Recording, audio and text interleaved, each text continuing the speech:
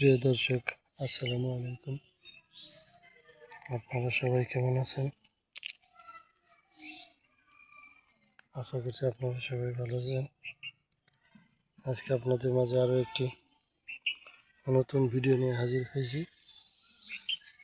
আজকে আপনাদেরকে দেখাবো আমরা কীভাবে দেখতে পাচ্ছেন এই লাল শাকগুলো চাষ করে থাকি। এই দেখতে পাচ্ছেন আমরা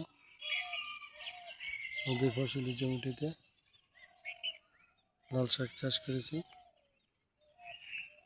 এই যে লাল শাকগুলো কিন্তু প্রথমে আমরা যে দেখতে পাচ্ছেন এই মাটিগুলো, এগুলো আমরা ঝুরঝুরে করে নিই চাষ দিয়ে।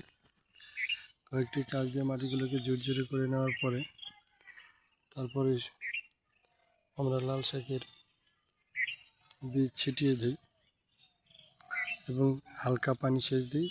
দেখতে পাচ্ছেন আমাদের লাল শাক কিন্তু, এই যে লাল শাকগুলো কিন্তু এখন খাওয়ার উপযোগী হয়ে গেছে এবং এই লাল শাক কিন্তু খুবই পুষ্টিকর এবং জনপ্রিয়।